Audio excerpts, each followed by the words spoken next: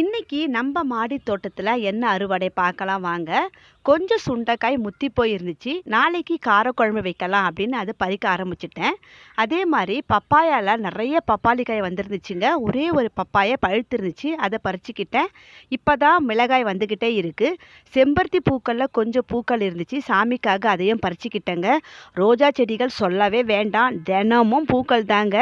நிறைய பூக்கள் இருந்துச்சு. சரின்னு ஒன்று ஒன்றா கட் பண்ணி எடுக்க ஆரம்பிச்சிட்டேங்க. Pink colour, white colour, red அப்படின்னு நிறைய பூக்கள் வந்துருந்துச்சு. பட்டன் ரோஸ்லேயும் நிறைய பூக்களுங்க. காஷ்மீர் ரோஜாவும் நிறைய வந்துருந்துச்சு. எல்லாத்தையுமே பறித்து எடுத்துட்டேன். சங்குப்பூவில் ஒரு 2 ஒயிட் கலர் பூத்து இருந்துச்சுங்க. தட்டு நிறைய ரோஜா பூங்க. பாருங்கள் எவ்வளோ ரோஜா பூக்கள் பூத்து இருக்கு இன்னைக்குன்னு. இன்னைக்கு ரோஜா பூக்கள், கொஞ்சம் சுண்டைக்காய், ஒரு பப்பாளி பழம், கொஞ்சம் செம்பருத்தி, இவ்வளோதான் அறுவடை. தேங்க்யூ.